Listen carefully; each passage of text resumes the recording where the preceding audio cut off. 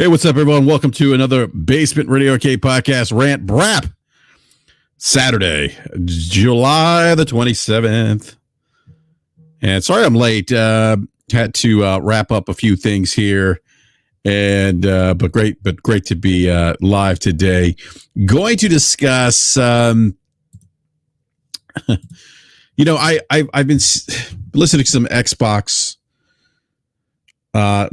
I do listen to some Xbox centric podcasts, but one of the things that was brought to my attention was the idea that Xbox pundits are saying that Xbox is winning as a result of NCAA or EA Sports College Football 2025, which I'll get into a little bit because it's a kind of an interesting conversation. And then we're going to kind of Hamp will be joining us here shortly. We're going to do kind of a part two around the conversation around with regards to Concord. Should Concord be delayed? That's one of the things I've been seeing. Should it add a PvE mode? So those are some of the things that I've been seeing, listening to from other content creators, pundits, or influencers, if you will. So we'll get to that here in just a second. But also want to give a big shout out to everyone in the live chat. Please do me a favor. Smash that like button if you haven't done so. Remember, we do have a BRAP VIP membership tier now. $2.99 a month. You can support the channel. And if you do that, you could win a giveaway. We'll be doing one monthly giveaway a month. We're going to start that next month, the month of August. We'll do our first giveaway then. But you are, if you subscribe, you will be able to participate in that monthly giveaway. So hold on a sec. I think. See if Logic is trying to hold on a sec here.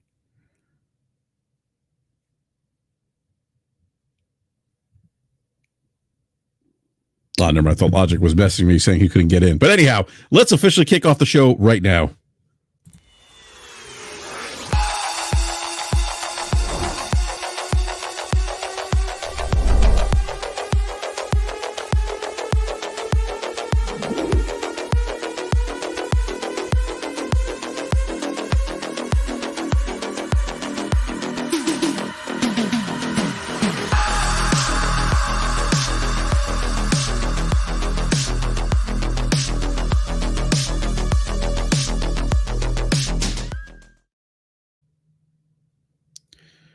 All right, everyone. I'm meant to ask a quick favor of those listening live. I'm going to drop the link in the live chat here.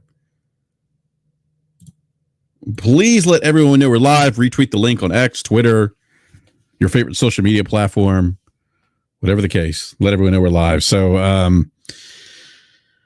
Logic should be joining us, or Hamp should be joining us here shortly. But oh, I'm sorry. I'm reading some of the Concord conversation here in the live chat.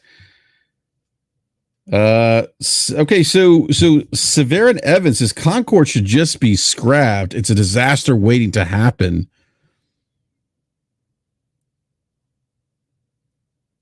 I mean, I guess Severin. I mean, how is Concord? I would ask you, how is Concord making it easy for people to not like it? I mean, is it a bad game or the mechanics not good? I mean, from what I've been seeing,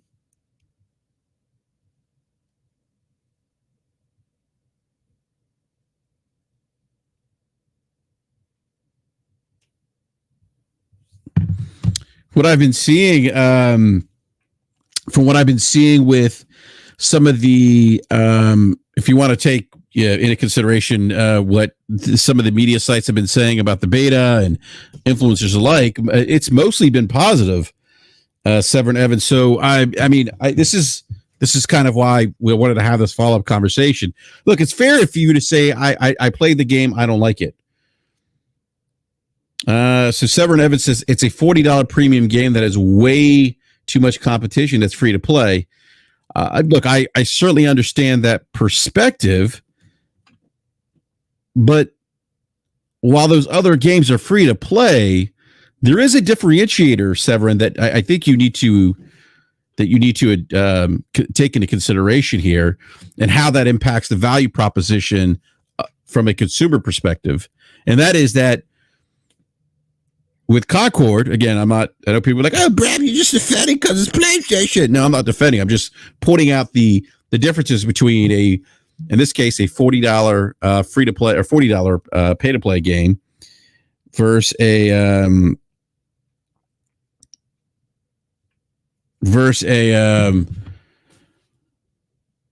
free to play game. Like they are.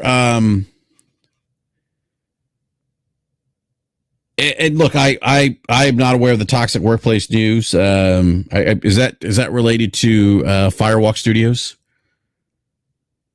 I mean, we've heard toxic work environment at Sony, and while we have discussed toxic work, toxicity at the workplace not being a good thing, and I'm not sure if that would lead to some people hating. Well, maybe it will, but I think from a big picture, I don't know if that's going to necessarily impact a lot of sales.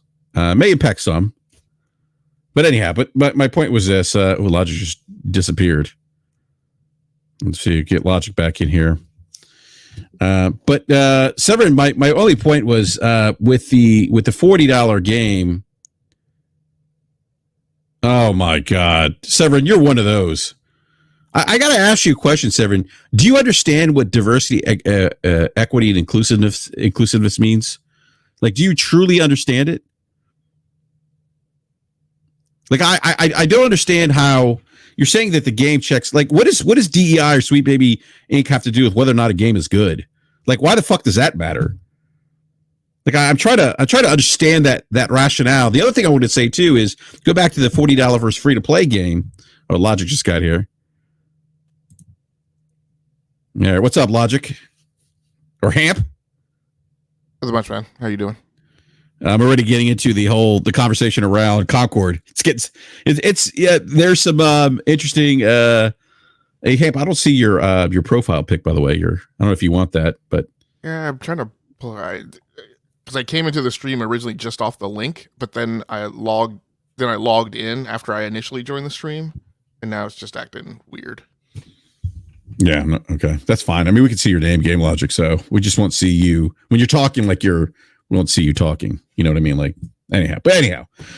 So we're discussing Concord, Logic. You did a piece, kind of you blogged on your blog site about Concord, and so we have somebody in the live chat, and I'll kind of bring this up.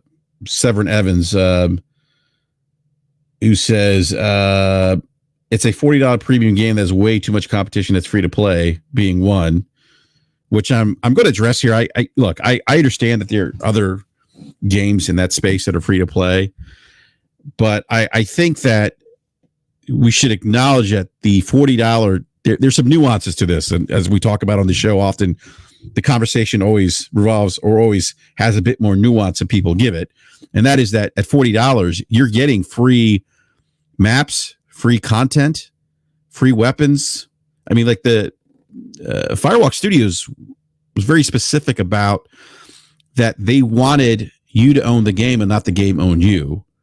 When a free-to-play model, you have to pay for season passes. Sometimes it's a pay-to-win scenario, but you have to pay for additional items. Where what Firewalk is asking for you is an initial upfront investment, and with that upfront investment, you're going to get all the other stuff that you would get in a free-to-play game for free. So I think that's important. Now, some people may look at that $40 price point and say, no, that's not for me. I don't want to pay anything up front. Others may say, you know what, actually, that's not a bad entry point at $40 because I'm getting additional content for free. I don't have to pay anything else out of pocket. I've already made that upfront investment. So I think that's also that's an important thing to note if you're comparing the $40 game to free to play. It's like, okay, well, what are you getting with either scenario? The thing that I don't understand here, Severin, is you say Sweet Baby Inc. being involved and the heavy DEI is pretty much a non-starter. The game just checks all the boxes for the wrong reasons. Also, the numbers, even in the open beta, just abysmal. What does DEI or Sweet Baby Inc. have to do with whether or not a game is good or not?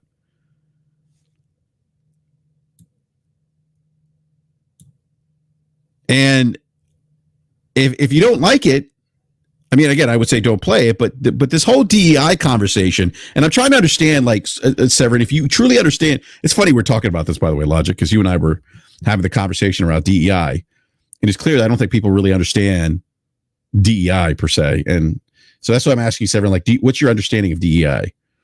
But Severin says because Sweet Baby Inc. isn't creative, they don't create anything.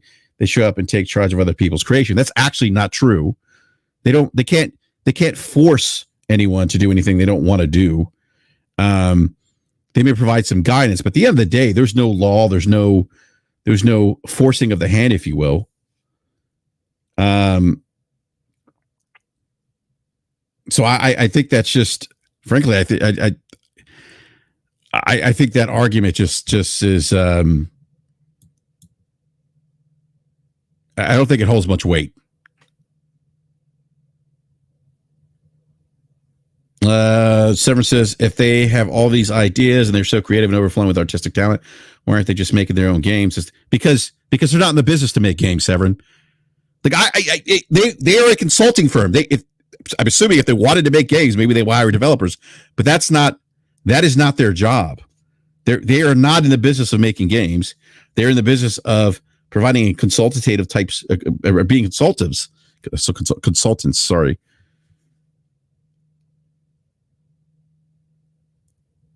Yeah, I don't know. And I'm gonna say, Severin, to me, this whole DEI thing, to me, is just, and more recently with it being an election, this whole the usage of DEI to me just screams racist dog whistle.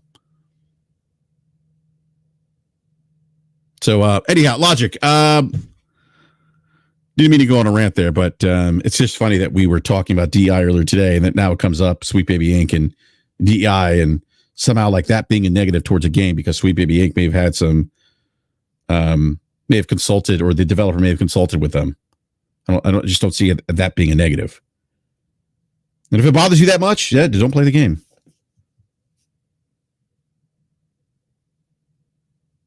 But Logic, your thoughts on Concord again? I know you did this blog piece. We've been talking about some of the, like, I've seen people say that the game should be delayed. I've seen people say that there should be a PvE mode. I've seen people say that because it's not like Overwatch, it's going to fail. I don't disagree with, and we got this wrong, by the way. I want to make this a correction from Wednesday's show. I mentioned like 50,000 or something, so on. Concurrent players. That's actually not the case. That was actually more that had something to do with social media. They actually had, like, I think about 5,000 concurrent players on Steam during the beta. Now I understand looking at that number and saying, that doesn't look good. Maybe there's not a lot of interest in this game, and therefore this game may not do well. But again, I think this conversation is a bit more nuanced than what people are giving it. So, but I'm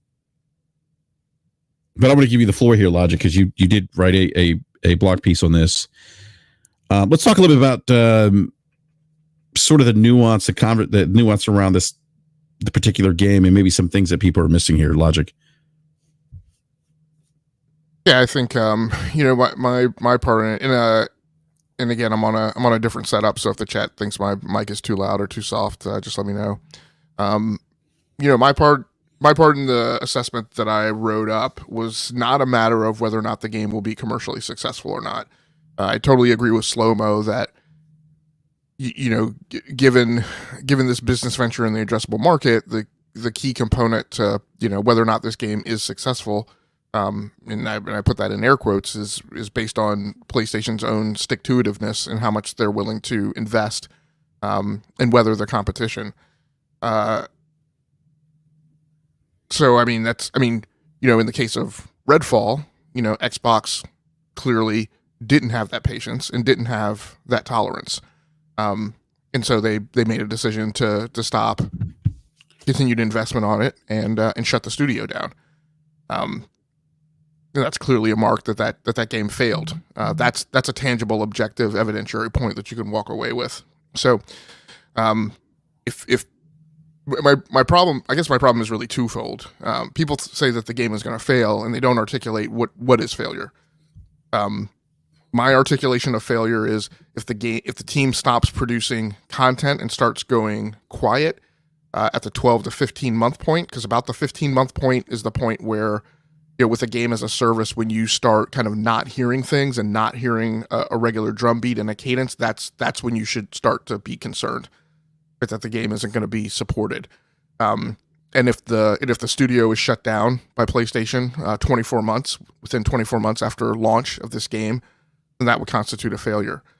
I think one thing to be considered is, and that we don't know because PlayStation hasn't made comments to it, and so we kind of have to speculate on our own. But if you put 12 rounds in the barrel, right, in terms of games as a service, and you look at the life cycle of an average game as a service game, I would think that the business assessment and walk away would then be, okay, I don't expect all 12 of these games to have a life cycle, right, of 10 years or more.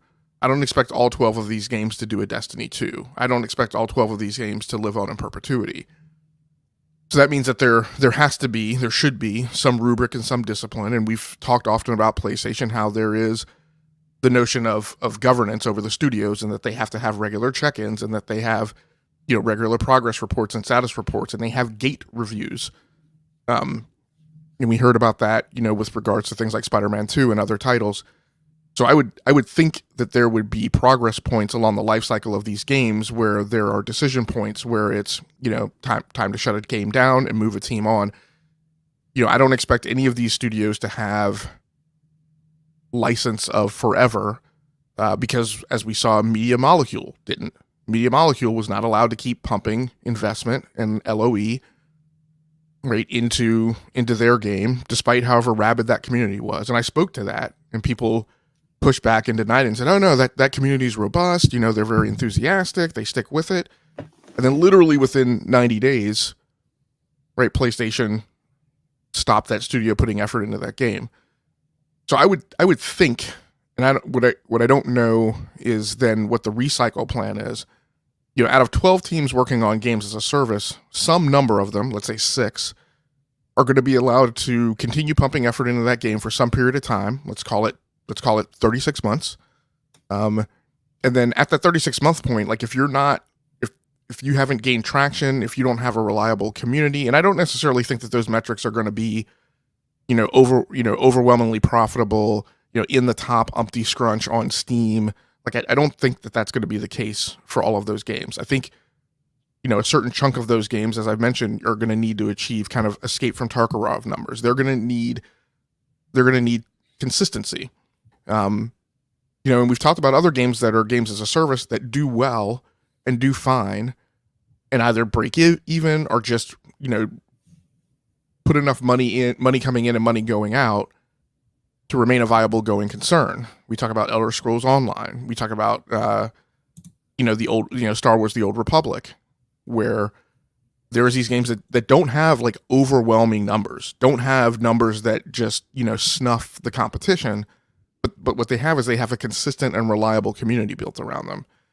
So my point is, I think there's my main problem with this topic of, that Concord's going to be a failure is nobody articulates what failure it is that they're talking about. Nobody, or their only rubric for determining the game's success is that it's got to be Fortnite, Warzone, or Overwatch, or it has to do overwhelming numbers, or it has to be in the top, 5 or 6 of the Steam chart. And that to me is an incredibly simplistic view that doesn't take into regard the multiple facets and variables at play on the market. And so my main problem with the argument of it's going to be a failure, I don't know whether it's going to be a failure or not. As I often say with multi-billion, multi-trillion dollar companies, the only people that determine whether they're a failure or not is the multi-billion or multi-trillion dollar company. They decide that something's not worth money, not worth the time and effort to keep pumping money into. Amazon Prime was not profitable. And I don't know today that we know that Amazon Prime is profitable. But it makes sense for Amazon because Amazon decides of their own volition that it's a competitive factor and they're going to keep pumping money into it.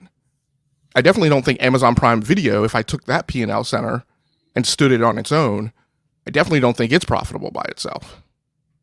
Game Pass, definitely not profitable in the initial years. Why is it still a going concern? Because Microsoft decided. Because you're not going to take an 800-pound gorilla and tell them, hey, this isn't worth it anymore. right? They internally make that decision. Multi-trillion-dollar company, and NVIDIA kept pumping money into stuff, and NVIDIA is a great business, but they were nowhere near being on the same world stage as the other members of the $1 trillion club, right? But Jensen hit on something, and he kept pushing on it, and now they're in that group. So I don't buy that. Hey, because it's not like one of the top 3 going concerns. And the other thing it takes off the table is people keep making competitive multiplayer PvP arena shooters of different ilk, right? Just because Knockdown City and Rocket League, not Rocket League, but I forget the Rocket game that EA did, right? But just because these games fail doesn't mean that people stop doing them. I am a big proponent, and I've said this again dozens and dozens and hundreds of times before, where I say, the entire industry doesn't need to go at, Warzone, Fortnite, right, and Apex Legends. It doesn't make sense when there's a glut. But that doesn't mean that, like, no one should try. So companies keep making an effort to be competitive in these spaces. And again, there are other competitors in the spaces besides the big 3. I have definitely said that, yes, that market will only support a finite number of people. But that finite number of people doesn't stop with Fortnite, Warzone, and Apex Legends.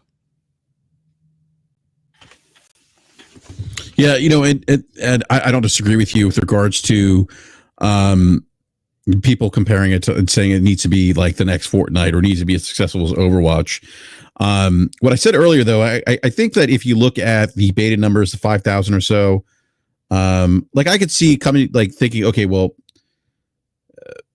in terms of consumer interest, maybe there's probably not a lot of interest for this game, and if that continues, that may bode well for this game. But yeah, go ahead. Well, I think the research that I did on the numbers, what I found is that there's definitely an inarguable positive corollary to numbers of players in betas, right? That betas that have really big player numbers tend to go on and do well. Yeah. What I couldn't establish is a negative corollary. What I couldn't find is that, hey, if a game's beta numbers don't break out huge, then that game isn't successful. Because we have evidence of things like Titanfall 2, and I can't remember one other game, but I cited it in the article. But there have been cases of games that haven't had big player numbers, not big beta numbers that put them right in the upper crust of beta numbers that have for data that's been collected. But those games have gone on to be successful. And again, when we talk about success, I'm only looking at the top 20 on the MPD chart. And again, my argument and suggestion is that there are other markers of success that are outside of that group that still may make something worthwhile for a company. Like I'm not arguing with anybody that the game's going to be in the top 20 of the MPD or that the game's going to be in the top 10 of the Steam charts. My whole point is that we keep pointing to super obvious, super surface, super superficial things and say that's the marker of success. But my point is that the industry, and again, there's a point in the spectrum and there's a threshold where these things are not good, but the industry pumps out 14,000 video games a year. Right? 700-800 of those games are successful by any reasonable metric. So again, I go back to, it's not this limited pool of success that I think should be the extent of our vision. Again, I go back to Power World is a paid game. And there are tons of people running around saying that game's successful. Helldivers 2 is a paid game. There's a ton of people running around saying that the game is successful. And I push back on marking Helldivers 2 as a success, mainly because it was based on my theory that with a game as a service, you can't call that game successful until that game's been on the market for 6 months and has gone into at least its second iteration of new content. Right? But the argument people made then was, oh, well, they've already made their money because they collect the money at the point of sale. Mm-hmm. But we're not having the same arguments here. And as, again, what I pointed out in the article, I personally think that a large part of the politics around this discussion of Concord are simply because it's a PlayStation first-party game. Yeah. So Razu Docs, whatever the hell your name is, look, man, if you're going to come in here in console war, you can leave. We're not going to do this. That's Noce Damian. So he's already been proven to be a console war and an idiot. So I would just as soon get rid of him or just shut him down. Yeah, I mean, like, we're just not going to do this. Like, this whole stuff, Sony effed up, stop shilling. Like, you couldn't even qualify how they effed up on this game. And again, we don't know, to Logic's point, we don't know what the reception is going to be after retail release. Maybe it's bad. Maybe it's good. We don't know how. We also don't know. We don't know how long Firewalk's going to continue to invest in this game. I mean, again, we have examples of games that didn't launch in good states, didn't really necessarily do well or have much of a community. I Sea of Thieves, and what's the other one? Is it Grounded? I believe it's. Yeah, I mean, Grounded's a game. Yeah, I mean, those are examples that I can think of, more recent examples of games that launched, didn't have big communities, but have been successful for those studios. Mainly because the parent company decided to make the investment. Rainbow Six Siege was declared a failure, right? It arguably was. Not a multiplayer game, but No Man's Sky, Sea of Thieves, right? Yada, yada, yada. And my big point with Rasudox, who's actually Noce Damian, right? The problem is, again, his insistence on not listening. I've said, I don't know how many more times I need to say, I'm completely open to the notion that Concord is not going to be a success. But if you're going to stand on that square, you need to be an adult and use your words and say, by what measure? What's the rubric? And if you come up with a rubric that a 5-year-old could think of, that a 5th grader could come up with, right? Then I'm going to say, well, that's a really like simpleton level argument, and there's no point in us having a discussion. Yeah, no, right? I don't. Yeah. I articulated what my rubric of failure would be, right? If the studio starts going quiet at the 12 to 15 month point, if the studio is shut down within 24 months. I also articulated historic reasons why those things should be regarded as points of success. I made reference to how PlayStation had handled Media Molecule. But this constantly coming into the chat, right, to talk about, oh, well, you guys are shilling for the game. Like the incredible level of ignorance of you not listening is perplexing.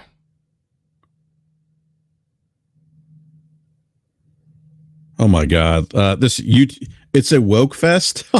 If you use the word woke, by the way, I'm going to assume that you're probably ignorant and you might be dabbling in the racist pool, by the way. Yeah. Into that, I agree. I say, who cares? Right. The reference to Sweet Baby Ink touching it, somehow is indicative of its failure, perhaps. And I don't know if that's what Severin Evan was saying, but I'm sure that some people are definitely asserting that. And the only point I'll look at is the data point, right? Assassin's Creed, Sweet Baby Inc. worked on Assassin's Creed Valhalla. They worked on Gotham Knights. They worked on God of War Ragnarok. They worked on The Crew Motorfest. They worked on Spider-Man 2. They worked on Alan Wake 2. I mean, they're working on South of Midnight. Yeah, they are. Which the Xbox fans have like not stopped talking about. So I'm not going to question that Sweet Baby Inc. bothers people. I mean, quite frankly, I'm going to say I don't care about the people who it bothers. But what I am going to say is, again, going back to commercial performance and actual objectivity and data, we have data showing that them touching a game isn't necessarily an indication that the game's going to be a failure. Yeah, no, I agree. And then I'm gonna pick on somebody in the live chat here. Bite, you're saying it won't be success because the character designs are unappealing. Bite, that's subjective. Number one. Two, you're saying every casual gamer I ask, Concord looks ugly. I mean, what was your sample size of casual gamers? 2, 3, 4, and even then, that's anecdotal at best. So, I mean, again, this is the problem I have with the conversation. I think people are looking to tear this game down rather than have a more nuanced conversation about this, like we've talked about. Like, I think it's going to be interesting to see if they're able to attract more, a larger consumer base than what was represented in the beta. It's going to be interesting to see. And I think that I think what's going to be telling, I think to your point, Logic, is how long Firewalk supports this game. Because if they cut the cord within, a few months, I think that's an indicator the game wasn't good. But if they do, like, let's say Rare did with Sea of Thieves, and Sea of Thieves by didn't release in a good state, wasn't successful for some time. Rare doubled down, invested a lot of time, resources into building, fostering our community, playing the long game, and it worked for them. I mean, Sea of Thieves is a success for Microsoft Publishing, as is Grounded. We talk about No Man's Sky, Hello Games. You remember when No Man's Sky released, it wasn't in a good state by any stretch of the imagination, was critically panned, and they put their heads down. At Hello Games, and they've actually created a good game and have fostered a good community, they've actually listened to and taken feedback from in terms of improving the game, adding some quality of life things. So, I mean, that's the part that we don't know. We don't know what Firewalk has planned for this game. We don't know what they're going to, how they're defining success with this game. We don't know the roadmap. I think it's fair though if you say, okay, well, there was 5,000 people play the beta. Maybe there's something there. Maybe that points to the game not gaining traction. But the other stuff, like the characters are ugly, like to me that's irrelevant. I wouldn't even entertain that or use that as a way to gauge whether or not this game's going to be successful. Exactly. And I'll be honest, look, because I like being right. When I went looking for the data about the correlation between, player beta numbers, I mean, I was hoping that I would find evidence that said, big numbers in betas isn't proof that a game's going to be successful, but it actually typically is. Typically, when you have high player numbers in your beta, the game goes on to be commercially successful.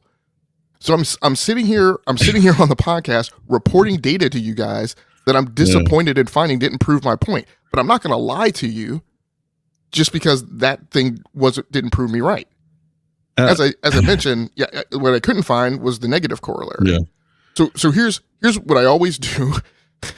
Once again, it's so funny. Here's what I always do with people who are making arguments where I say your proof points, right, aren't really the aha moments that you think they are. I'm going to tell you guys why the game is going to struggle being commercially successful. One of the reasons and what the deltas really are with its competition on the market. Because I don't believe that the asking price of $40 up front is really the problem.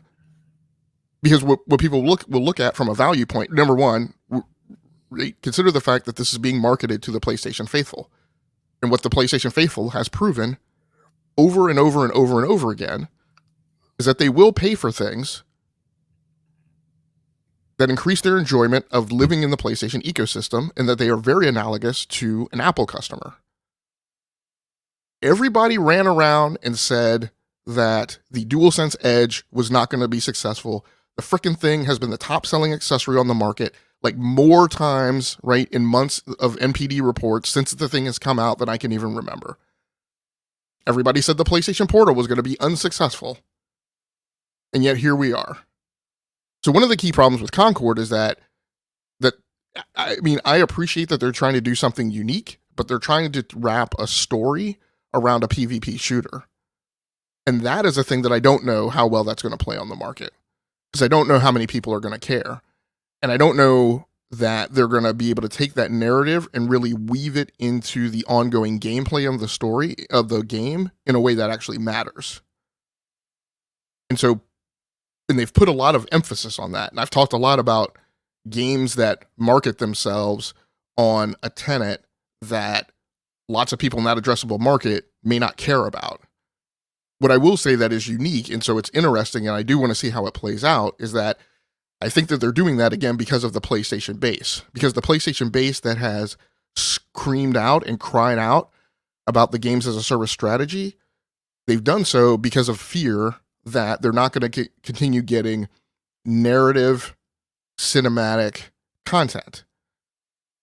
And so one of the things that Firewalk Studios and PlayStation Studios is trying to do is they're trying to take the notion of a PvP shooter game as a service and intermix it with the thing that is key to their brand equity and key to the PlayStation player base. And I think that their hope is that that's somehow going to create a dynamic that builds that, Sea of Thieves like grounded like community, and gets people to stick with it. I just don't know how well that's going to play out. But it is interesting to see. What I will also couple with that is the statement that I've made on Twitter. Every day, the gaming community yells and screams out about sequels, people not trying anything unique, games that keep coming along that are just like the last thing that came out. And then here we are yet again with a studio trying to do something different, and we're raking it over the coals because it's not the exact same thing, the exact, white label boxed product as everything else on the market. And if you're doing that as a true assessment of its potential for commercial success, that's one thing. But the people who are saying it's a miss, they're getting cooked, right? Playing the popularity contest and the high school level, right, dialogue around it. Those are the people that I feel are problematic, because there's a certain amount of hypocrisy if you're in that group of people who say, well, we want things that are different, and then every time something different comes along, you excoriate it because it's not the same as everything else. Like, pick a square and stand on it.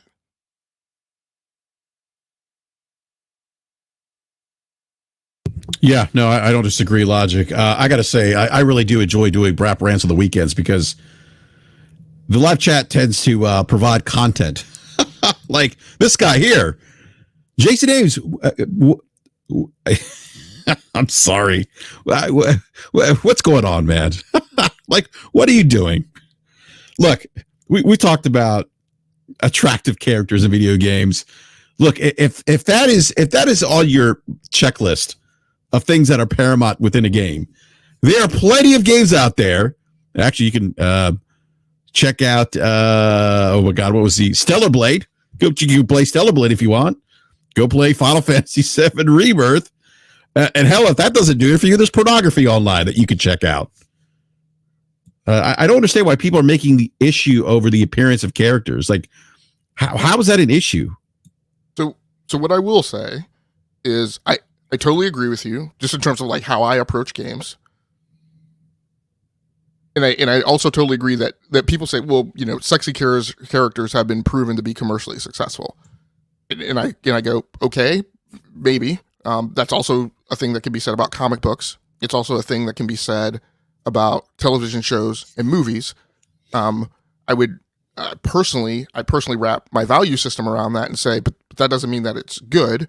When we talk about the outgrowth of creativity and getting more people involved in creativity, like I don't know that I personally want content that's being made for and by and meant to appeal to single, white, straight, super sexed up heterosexual males.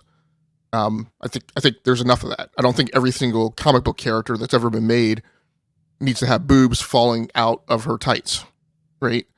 And I don't think if that were the extent of something like, say, The Boys in terms of its creativity, like a lot of that stuff, I mean, what we don't acknowledge is there's some games that go on to great commercial success because of that, or like on the back of that.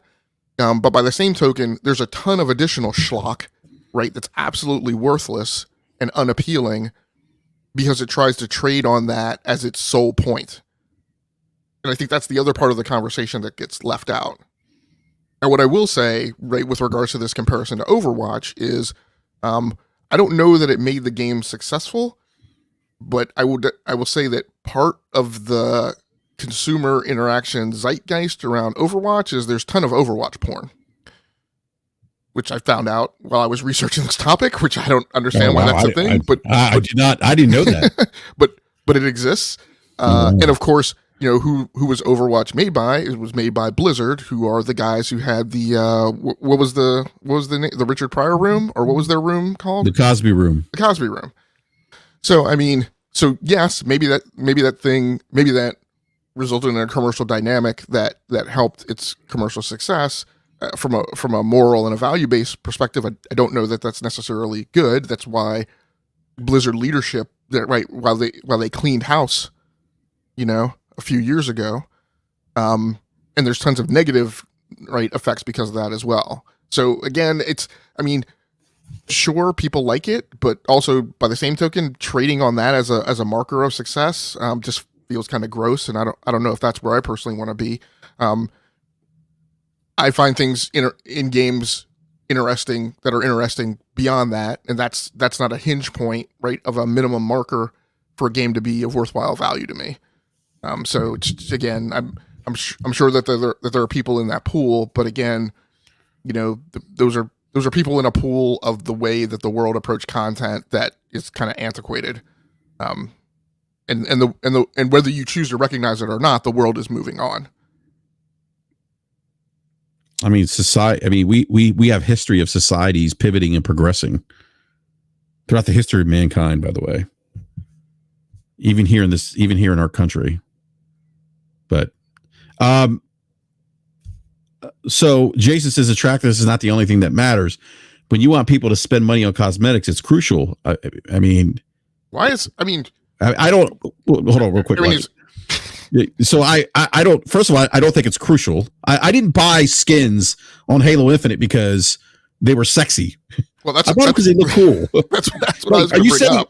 Are you saying that we need TNA and Halo Infinite? Like Halo Infinite would have sold more skins if it was sexy? That's not why people buy skins. Like it's like Jason, and I'm sorry to pick on you, but like that is to me a very archaic way of thinking. Like, no, not all people are going to make purchases based on TNA. Some will, but it's not crucial. It's not crucial. Go ahead, Logic.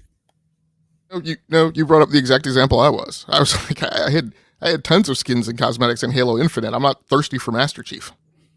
Man, that's some sexy armor. Yeah, I didn't buy skins on Destiny 2 because they were sexy per se, right? On my Titan class, like, oh yeah, like, I mean, that's ridiculous.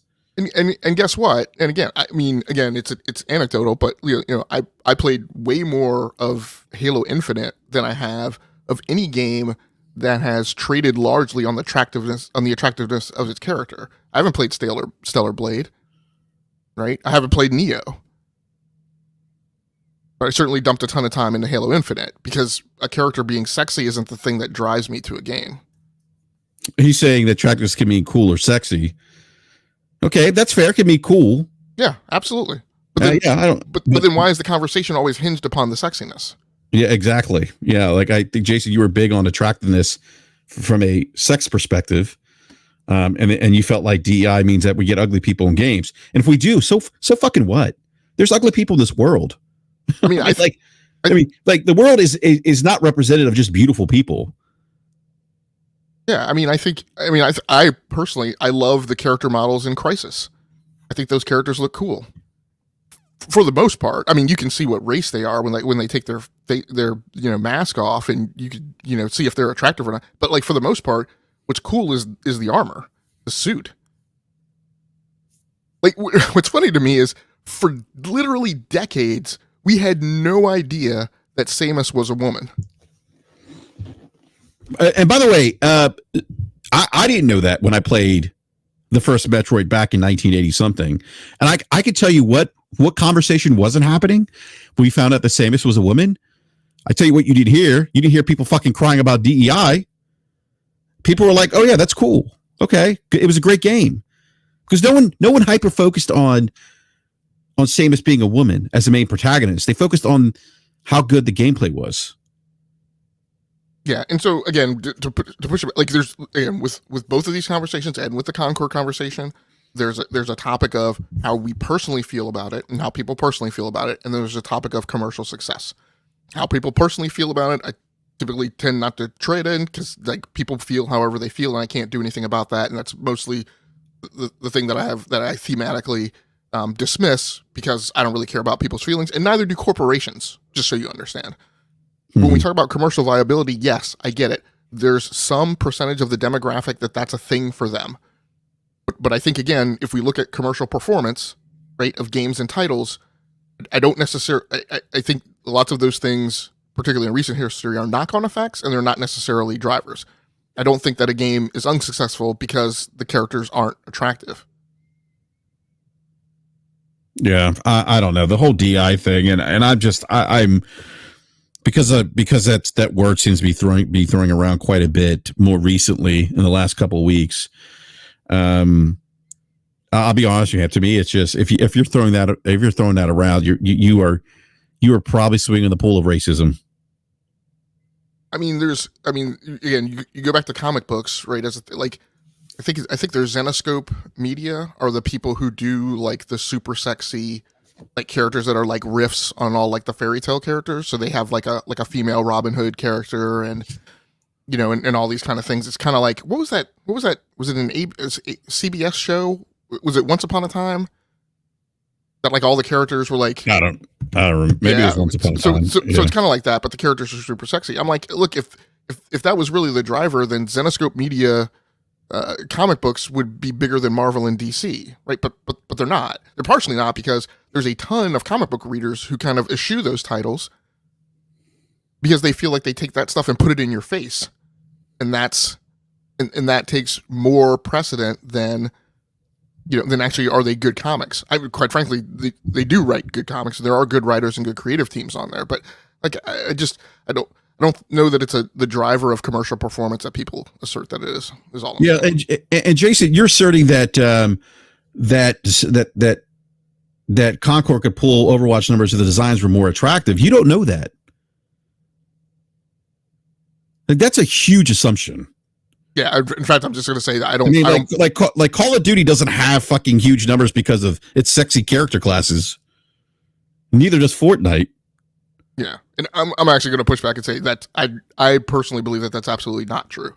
I don't think sexiness of characters will override good gameplay mechanics and good progression, and other things that go into games and are elements of game design that keep a player base and make people interested.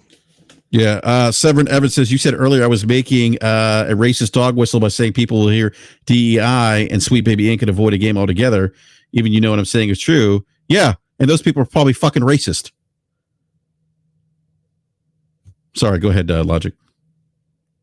No, and Severin, I forgot, you made another comment earlier when I was saying, and you said that's not what I said. And yeah, I understand that. I think if you go back, what I said was, if you are saying this, and I didn't assert that it was you, but that there are people who are saying that, who are in the conversation. And I get it.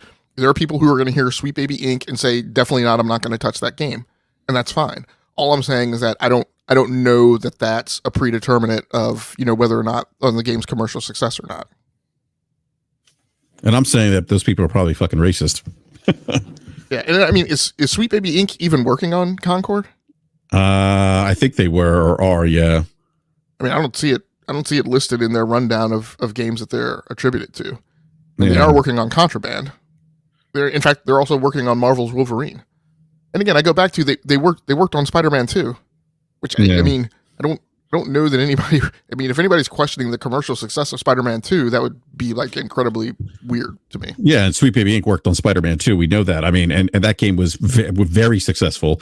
And look, you could not like Mary Jane Watson's looks, but again, Mary Jane Watson's breasts aren't falling out of her shirt, and her running around like with cleavage all in front of your face. And despite the fact like the game went on to be incredibly commercially successful.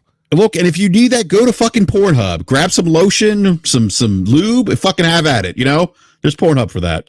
But sorry, Hamp. Yeah, and just before you, and again, yeah. Severin, I'm not saying that that's what you're saying. I'm saying that there is a voice of people out there who say Sweet Baby ain't touching it, not going to be bothered with it. And Jason Ames or whoever, yeah. I'm not saying that you're saying these things, but I am saying there is a voice of people who are out there who are saying if she's not hot, right, then I'm not playing the game.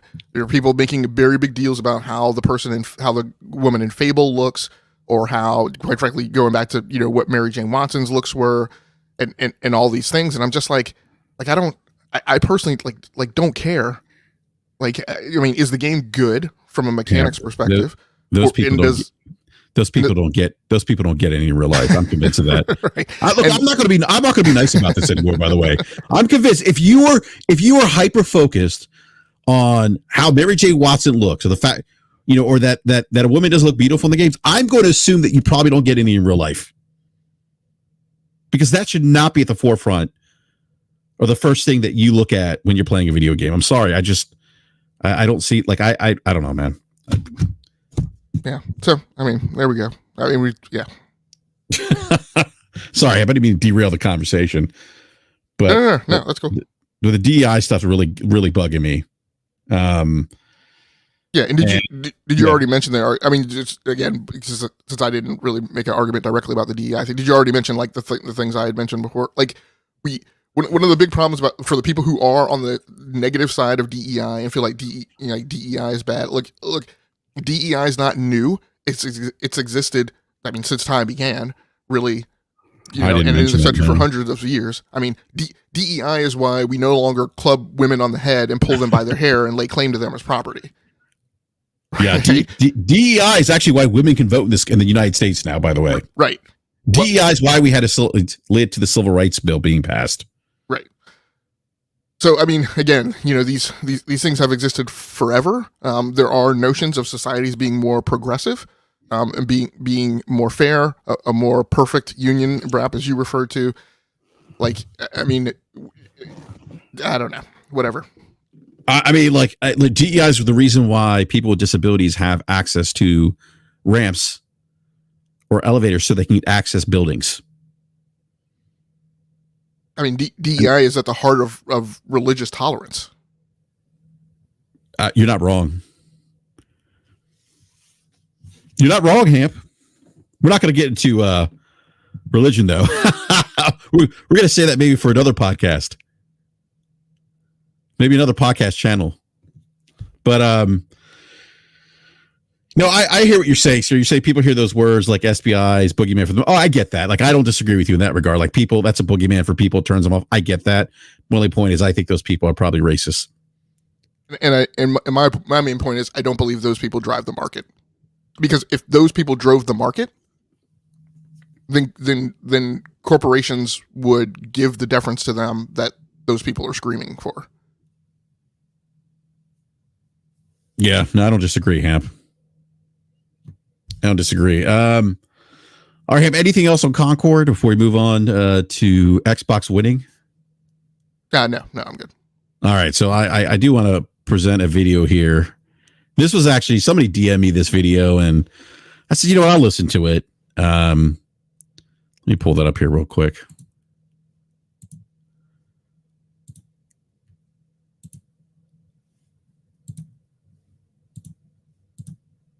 Oh, no, wrong screen.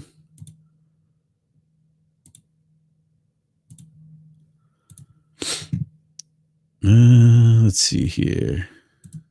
Oh, here we go.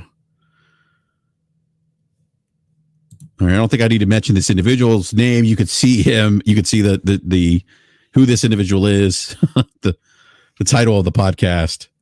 But this is this kind of, I've said this up to you, Hamp. I've said this on this channel. Part of the problem that I have with content creators at times is that they tend to overstate things that are happening. And they tend to make these, they tend to say things like Xbox is winning or something is winning without providing any data on how that thing's winning.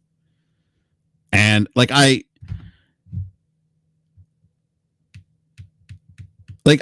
we have propaganda, disinformation, misinformation in politics. I really don't think we need this in entertainment and in video games. It's just like, and I'm not saying we get it right here all the time. As I mentioned, I had shared a number earlier in the week that was incorrect. I corrected that on this show. But what we don't do here is try to push propaganda or try to mislead listeners or try to create these fucking scenarios in our mind on how something is going, how a particular consumer product is going to do well in the market because of things that product is offering to consumers without really looking at market trends, data, things like that. So I'm just going to play this clip real quick. Unbelievable is the nastiness that comes out of some people when you say, oh, Xbox, because the title, I by the way, I don't disagree with this idea of nastiness. I have seen some of that, but I also see there is some pushback when people start saying these types of things, and you'll get a better understanding as you listen to this video clip by why some people push back. I don't agree with the nastiness. I've seen that, but there are people out there that push back and say, no, wait a minute. And I'm going to read verbatim, folks. The Xbox Series X and S keeps selling out again, ? So it's a question. It's not a statement. It's not every place. It's not every Walmart or Best Buy or Target or GameStop, right? It's not everything. By the way, just remember this point where he says it's not selling everywhere, and he mentions like it. Just keep that in mind as you listen to this clip. But listen, if you are looking on the socials, like literally today, Lethal Papa Boss Mod was just saying it in the chat that people keep posting. By the way, Hamp, I don't look at the socials, if you will, as proof positive of something happening. I mean, people in our own chat have said it, right? And this is what we've said before. Like, and there's multiple topics hinged onto this, right? But you know what I'll constantly say: look, if you're listening to socials as a point of market telemetry, then you will always be wrong, because the vocal minority on Twitter are not reflective of what the average consumer walking into GameStop and walking into Best Buy actually think, and they're not indicative of the dynamics that are actually moving the market. It's false flags. It's incorrect signals, it's bad analytics, and you're going to wind up being wrong, which is why 90% of the predictions that come out on Twitter are just constantly incorrect. Yes. And this guy was one of the guys who came out at the start of the console generation and used the scenario of, well, you know, little Johnny's going to walk into Best Buy. There's a Series S there. It's $300. Then you have Game Pass. It's going to be a game changer. Those things haven't happened. And I don't know why these conversations continue happening of these supposed scenarios that are supposed to do something for the Xbox in this case. And let me just be very clear, by the way, this isn't, and we've said this on this show, we want the Xbox to be successful because a successful Xbox is actually good for the industry. It's good for consumers. It pushes pressure. It places pressure on Sony. But let me finish playing the clip here. That it's sold out here, there, and everywhere. Now, is that across the whole world? No, it is not. And no one would even suggest such a thing. But they're doing good enough where they're moving consoles. They're moving consoles, see, because...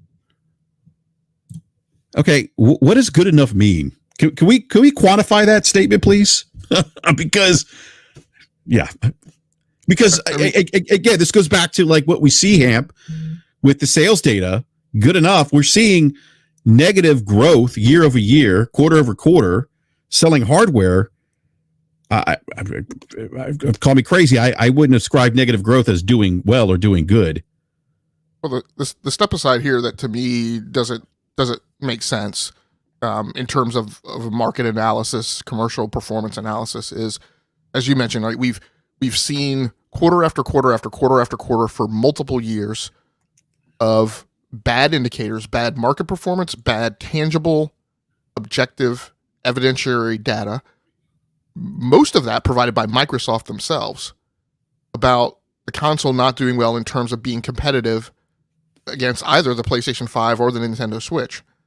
And so I don't understand how there would be any correlation between the anecdotal evidence of walking into a store and not seeing an Xbox on a shelf and that equating to they're moving enough consoles and to be doing well enough. Like there's no corroborative evidence around that. You have no idea walking into a store whether or not it's not on a shelf because it wasn't selling and so they're not bothering to stock it. You have no idea if you happen to walk in at the moment that the shelves just aren't stocked. You have no idea what that indicator is in comparison to what the PlayStation is doing.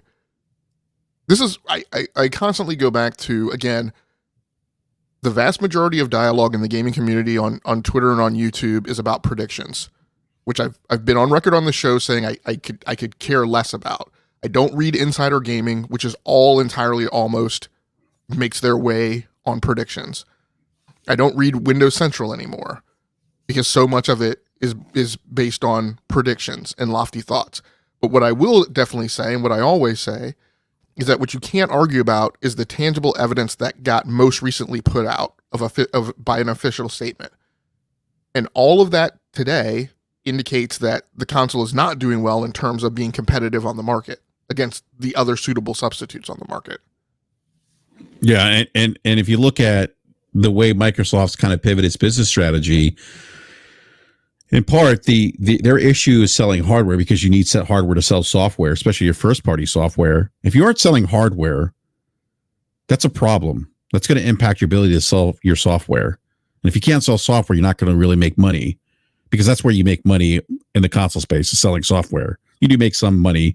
It's very small margins on hardware now. But if you aren't selling software, like, that's going to really impact the console business. So this is why, and I've argued, this is why Xbox is starting to release some of their first-party content on other platforms. All right, let me finish playing. I'm sorry, Lod, do you have anything else to say before I continue playing the clip? No, go right ahead. All right. Because NCAA 25 is the first college football since 2014. Okay, that is a game that's only available on two platforms: the Xbox and the PlayStation. It's not available on the Switch. It's not available on PC, and it's not available on last gen. So people are, like you said, are having to make a choice. And unfortunately for PlayStation, they're selling a $500+ box versus. All right. You know how many times I've heard this argument, Hamp, especially by this particular individual? And this individual's placed in the past a lot of emphasis on the fact that $500 console, $300 console with the Series S. Okay, those dynamics haven't changed since the start of the console generation. Okay, what are we seeing right now? When we look at NPD numbers, we look at the financials coming out of Sony and Microsoft, more specifically the Xbox group, or the Xbox side of the business at Microsoft. Okay, it's a tale of two different tapes. Despite all those things, the things that he's, and I know I could tell, I know exactly where he's going with this, because this is what they always do. Despite those things, the PlayStation 5 is still the top selling console every month for the last couple of months. When you look at the Circana numbers, when you look at how it's doing in Europe. All right, let me finish playing here, the clip. The Series S, that is only $300. And if you go to GameStop, you get immediately $25 taken off on it. If you have a PS4 or an Xbox One, you get $60 to $70, thanks to Psychonauts who pointed that out. And you're dropping it to just a pinch below $200. That is something that gets you into next generation. And I'm sorry to say, folks, if you he also fails that you also get trade-in deals for PlayStation 5 when you trade in a console, but that's neither here or there. And this is not a slight, because people are casuals. There are 80+% of the market that are casual gamers that don't need the latest and greatest. So if you are coming, Hamp, what are your thoughts there? 80% of the casual market that doesn't need the latest and greatest. I mean, what I will say is, I mean, the things that he has mentioned, I mean, I have said also in terms of the value proposition that are made on the market. But the difference is that I from what I understand is that the tout, and I won't even necessarily say specifically from this channel, but just from the fandom, the tout is that will lead, that is leading to overwhelming market share. And I'm like, yeah, I mean, viable points. Like, again, the Xbox Series S as a value proposition on the market is a thing. I mean, you go into a store, it's a $300 console. I've constantly talked about how, while that console has hardware spec problems, right, in comparison to PlayStation 5, Xbox, and a PC, it measures up very well against the notion of the Nintendo Switch. And if you put performance over portability, then that's the type of consumer that would find that appealing. it gives you access to the entire Xbox library. But what you can't tout in terms of tangible data is that dynamic has led to an overwhelming difference in the choices people make. I mean, go ahead. Yeah, go ahead. No, go ahead. Which to your point, Logic, is why I bring up the Circana numbers, the sales numbers that we see every month with hardware sales, and not just units sold, but dollars sold. It's PlayStation 5 is consistently leading that. And again, I'm not saying that people, I agree with you. We said it on the show, as you mentioned, Series S presents a tremendous value proposition to a certain segment of the consumer, as does Game Pass.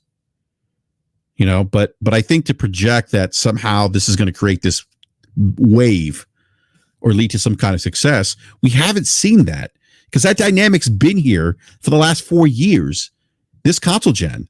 And what I mean by dynamic, the dynamic of having a cheap entry point, low cost of entry with the Series S, and the ability to have, you know, access to a catalog of, you know, 300 plus games at, you know, a cheaply monthly rate for some people, you know, but we haven't seen that reflective in the market in a way that kind of backs up his point here. We just haven't seen that. And my big problem with the people who support the content and I shouldn't say support the content, but support the theories or the notion and rally around it is, in my opinion, as a gamer, you shouldn't need it. Like I chose to buy a Sega console, and I was a Sega kid when I knew very well that Sega was not the market leader. But that's not what I based my decision on.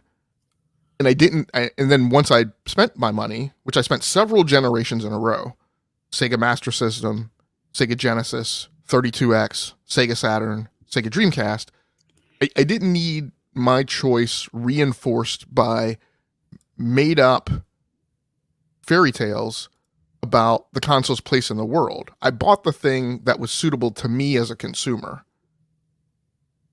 And so I've said this many times before. If you're an Xbox fan and you have purchased an Xbox in the modern era, people will disagree with me on this. PlayStation people won't like me saying this. You have made a conscious, hopefully, you've made a conscious and deliberate, and I would say, I mean, I go so far as to say bold, but you've made a choice that was not based on a trend. You didn't go out and buy a thing because everyone else was buying it. You made an individual decision. And you should have the intestinal fortitude, in my opinion, and the independence of thought to hold true to your choice that you made and be able to articulate why you're satisfied with it without having a dependency on, again, made up fairy tales justifying the choice that you made. You should play your games. You should provide proof that you are playing your games. You should post game clips. Right? You should not be the person who posts. I know when I say this, I'm going to be picking on some people. You should not be the person who posts the picture of the game controller in your hand, socks on your feet, and the picture of the splash screen for the opening of the game on your television set. And then when I look at your account, you in that game are never to be seen or heard from again. Right? There's no video of you playing the game. There's just the splash screen. Great. Like, and so I don't get, you know, why there's a dependency on these made up things when, you know, there's tangible evidence that gets reported every month that, you know, that disproves, you know, what people assert. Yeah. And I think my issue with it too is that it's misleading, you know, because we have, as you mentioned, tangible market data that says otherwise. And so why wouldn't you talk? Oh, damn. I gotta, DeFloyd, I am going to use that. Aesop's gaming. Like Aesop fables. Oh, man. That's actually pretty funny. All right, let me go back to the video here. Coming from a PS4 or an Xbox One X or One S to get to a machine like the Series S that's going to be your 14th. He totally skates by the notion of ecosystems here and what Phil Spencer said about how losing the Xbox One generation was the worst generation to lose because people are now embedded in their ecosystems. And I'm not saying that you won't have PlayStation 4 users switch. I'm sure you will. But I think the way he presents it seems to allude to the fact that you might have many more people leaving because of the low cost of entry. Ecosystems are going to influence the decision that consumers make. And for some, it may not be a thing, but I think for others it will. I think he's kind of skated by that particular point there. I mean, here's the real data, right? By Matt Piscatella on July 8th, reporting to the May numbers. PlayStation 5 again led the month's hardware market in unit and dollar sales. Nintendo Switch once again finished second in unit sales, while Xbox Series ranked second in dollars. So again, and he doesn't say it directly, but Xbox by unit sales came in third, but they were second in dollars, right? Obviously on the strength of the Xbox Series X selling at a higher unit price, right? Than the Nintendo Switch. Because once again, unit sales, PlayStation 5 first, Nintendo Switch second, Xbox second in dollars.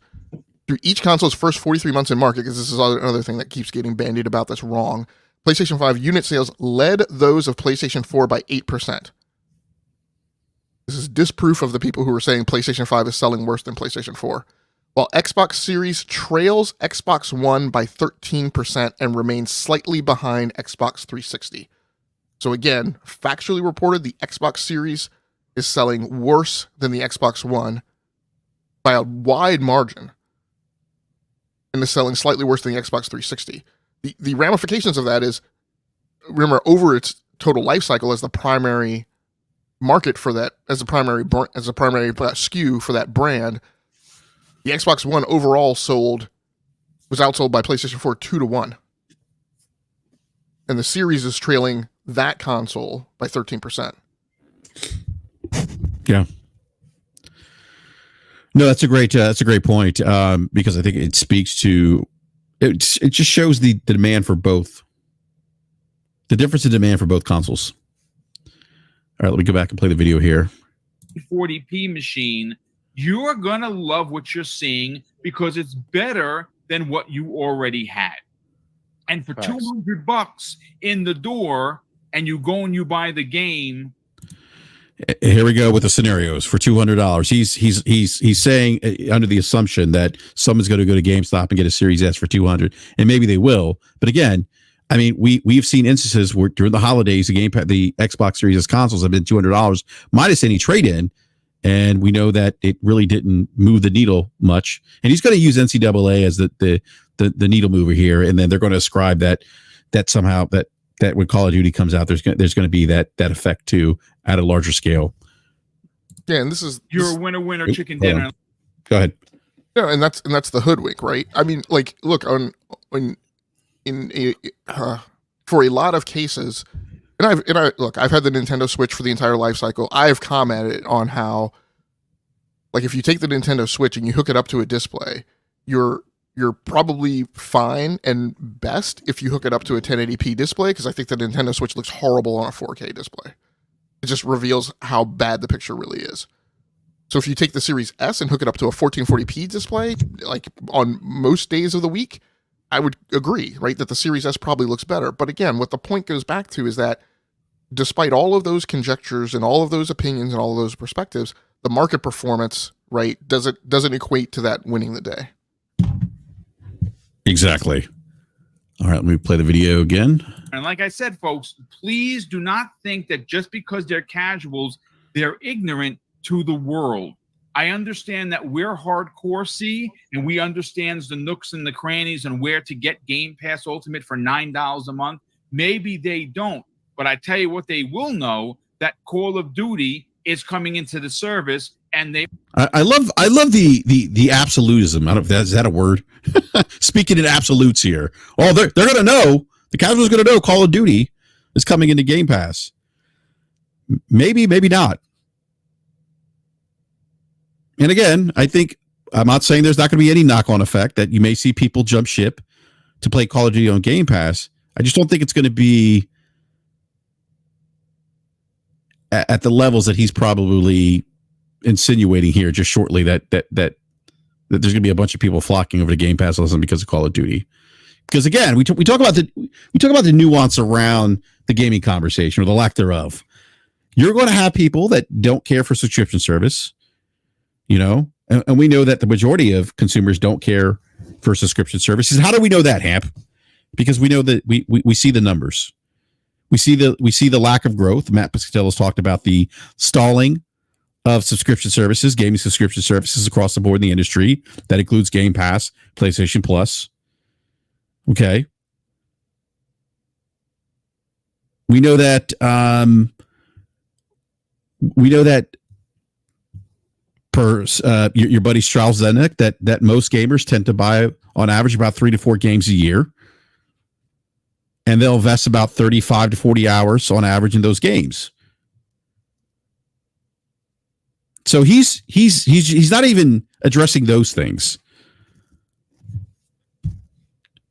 They already have subscription services, whether it be Peacock, whether it be Hulu or Netflix or Paramount.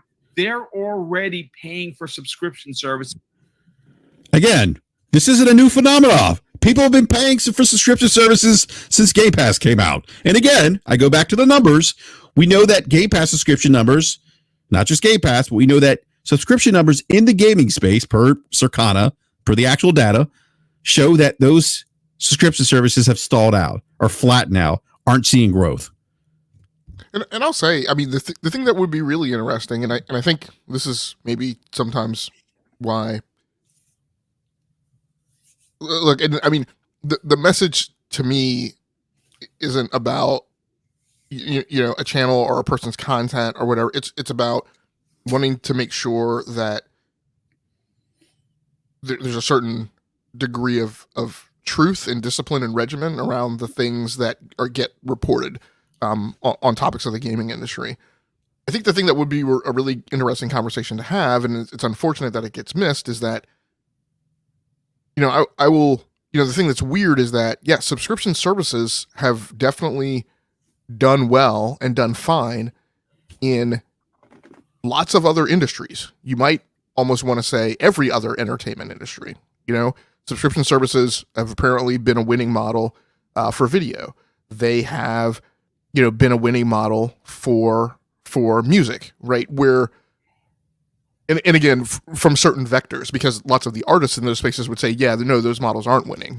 We've suffered as a result of it. Definitely, I mean, Ramon will come on here and say how much, things like Kindle Unlimited have been damaging and have been a detriment to authors. But for consumers, yes, like people have found tons of convenience. I have mentioned, look, I used to live in a record store, but like at a certain point I got tired of like going to, Planet Music or other record stores and Tower Records and like flipping through shelves to not find music that I was actually interested in. And it became attractive for me to have access to a digital warehouse where choice was unlimited. And I started, and I consumed from those things as matters of convenience, right? But what is true is what we haven't seen that dynamic take off in the gaming industry the way that we've seen it take off everywhere else. Mm-hmm. And I guess I would assume that is because just the formulas that have been struck on have not been things that have led to an overwhelming revolutionary change.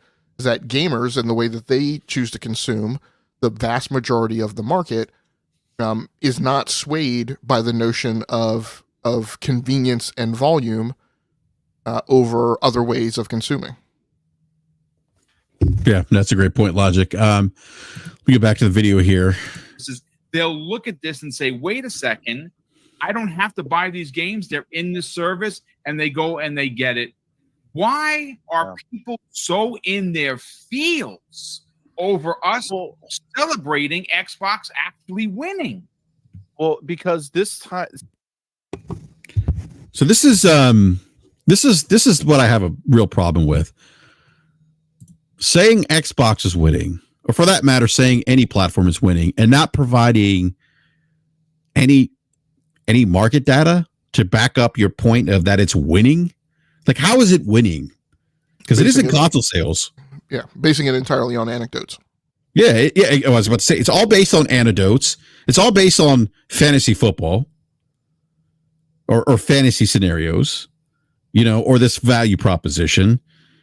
This is, oh my God, Hap, this shit drives me nuts. This is why I say we need to have better conversations in the gaming space, because this isn't it. Well, and I mean, it also drives the point home that, look, for decades I've been an avid reader of gaming journalism, an avid listener of podcasts, but the realization I've struck on is, and for the listeners out there, like today, you really have to make deliberate and disciplined choices about who you choose to listen to, because as far as I'm concerned, like true gaming journalism is dead, and it has become entirely conflated with fandom. Like there is no difference. There used to be a tangible, obvious difference between those two things, and there's not anymore. And so no one who advertises themselves, including commercial outlets, no one who advertises themselves, I would say, GI Biz is continuing to hold that line. And I think is actually doubling down on it in some ways in terms of, I think I can see that they're even that their editorial is being shaped, not necessarily in what they say, but in what they cover. But I will say the things that they're doing on their YouTube channel are diving a little deeper and cutting much closer to actually getting, industry employees on the show and letting them speak about how they see things going on in the industry. But I think by the vast majority, there is no outlet that's really dedicated to gaming journalism in a way that doesn't conflate it by serving fandoms. And so you're really going to have to be very disciplined about who you listen to and where you take your information from. And not just falling, wholesale into, this channel is going to tell me the truth, or this outlet's going to tell me the truth. Again, as I always advocated, when I was a managing editor for a very large fan site, one of my key points of discipline that I would always preach, to writers is that, look, as writers, if you go out and grab a news story, like due diligence is that you consult at least 3 different sources, right? If not 4. And that you cross cut that to kind of bleed out the truth, that you look at the references and you go back and you look at the history. So, people who are presenting things like that, people who are presenting these topics and aren't doing that due diligence, I think you're getting a story that falls short of what it is that you actually need. Yeah, I agree 100%. I just want to say thank you to Bender of Strings. Bender of String, excuse me, says that's why I come here to BRAP. You guys don't guard narratives. You simply try to lay out the facts. I thank you. I appreciate that, Bender of Strings. Oops, didn't mean to share that comment. No, thank you. I appreciate that. Yeah, I just, it's, and I wanted to share that too, because it's just another example of, again, I've said this a million times on this show, on Twitter, just another example of how bad the discourse around gaming has become and how people are making these fantasy scenarios. They're making claims like a platform's winning without providing any market data, and even saying those things out, despite that the market data says something completely different. And I said this, like we get enough misinformation, disinformation outside of gaming. We see it in politics. We see it in things that really have real impacts in our lives. We shouldn't be seeing this in a consumer product or an entertainment medium. Yeah, and I do want to speak to the people who constantly come by here saying, we're PlayStation fans, we're biased towards PlayStation. What I will say, we don't speak out as much against like the PlayStation content creators. I mean, what I'll say for my part is I have no idea who the PlayStation content creators are. I don't listen to those podcasts. The ones that I am aware of and the ones that have come by my timeline, I have blocked on Twitter. I would be quite honest. I'm more deferential to Xbox fans. I typically just tend to mute them if they throw a lot of things at me that aren't based on fact. But PlayStation fans that are rabid, that push back against facts and data that I present, I just block them. because I don't think I'm going to get any traction or reasonableness out of them. What I will say is that what I report and what I talk on here is based on what the market is doing and how consumers are responding. And the day that Xbox puts out an earnings report that is officially filed with the SEC, that isn't part of some PR, marketing, propaganda, BS spin job, I will be right here saying Xbox reported that console sales are bonga. Xbox reported that Game Pass subscriptions are, off the chain and like are turning big, huge profit. Xbox is reporting, right? I mean, but what I can't do is I can't come on here and make assertions about things that aren't reported and that aren't supported by official submittals and market data. That's a great point. The day Matt Piscatella puts out a thing that shows, like I commented before about, what was it, Starfield, I think, it's 2023 numbers. And I was like, hey, that's a great news story. But the other part of the fact is that's the first time that a game has charted since like Grounded like 2 years ago, and is the first time, I can't remember if it was Starfield, but they had some game in, I think, at number one. I was like, and no Xbox game has been number one on the MPD chart since 2018. Right? So again, I can't report on things that aren't true and haven't been reported. So until the news story, until the news cycle about Xbox becomes good, I can't come on here every week reporting good Xbox news. Because I can't just make stuff up. Yeah, you're not going to manufacture scenarios in your mind that paint Xbox in a good light. Hey, hold on there, Ryan Landis. Now, we're not going to have any Stadia slander in here either. Stadia was just fine. 90% of you guys got it wrong. People don't know how to set up their Wi-Fi networks. Oh, man. Stadia was just fine. Who asked for that? I will say my pushback on the whole Stadia thing was people used to drag Stadia over the coals because the conversation about it was about it being a replacement for gaming. And what I always said was, no, it's not a replacement for gaming.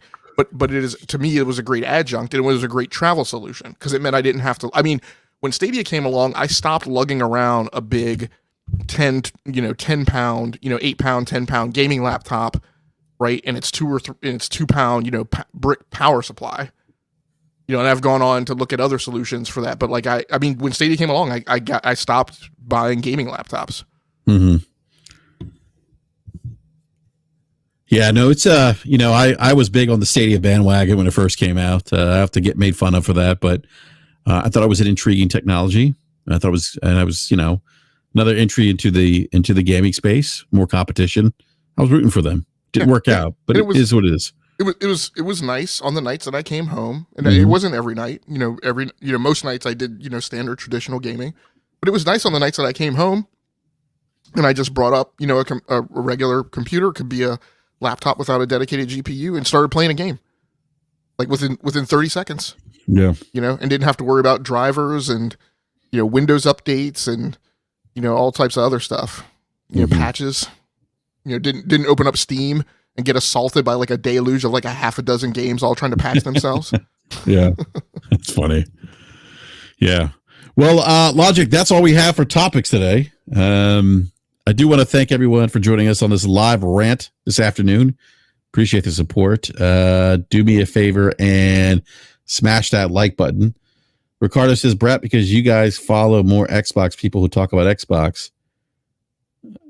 I don't follow people who are Xbox people. I just see stuff come across my timeline. Yeah. And I have the words Xbox and PlayStation muted. Yeah. on my Twitter feed. So, Yeah. I don't go out seeking it, Yeah. I'm not saying they aren't bad actors on the PlayStation side. I'm sure they are. I'm just not aware of who they are, but I tend to see more stuff come across my timeline with that particular community. All right. Yeah. Thank you everyone for hanging out this afternoon. Really appreciate the time. Please hit that like button if you haven't done so. If you're new, subscribe, hit the bell notification so you're alerted when we go live. Remember, we have a membership tier now, BRAP VIPs. If you join, one of the perks is you could win a monthly giveaway. So, Logic, I don't know if you want to be found, but if you do let everyone know where they can find you. Yeah, you can follow the things that I write over on the Rounding Off Infinity. Jeez Louise, roundingoffInfinity.blog. That's where you can find my blog posts on things I might comment on. A lot of it is sometimes just my gaming diary and kind of journaling about what I'm doing in gaming right now. But every once in a while, it's also, a piece on kind of the market and commerciality. And then you can catch me on the Enough to Keep Going Weekly Games podcast every Sunday night at 8:45 p.m. Eastern Time over on the E2KG Network podcasting channel on YouTube. All right, sounds good. Everyone, definitely check out Logic's content, his show, his blog. Always great conversations there. And we'll be back next Wednesday. I don't think I'm going to do another rant. Who knows? Maybe I will tomorrow, but probably not. But anyhow, we'll be back next Wednesday at our regular scheduled time, 9 p.m. Eastern Standard Time. So come hang out with us on Wednesday night for the regular show. And everyone, have a great weekend. And if you can, play some video games and have fun doing so, because ultimately that's what it's all about. We'll catch you next time. Thank you.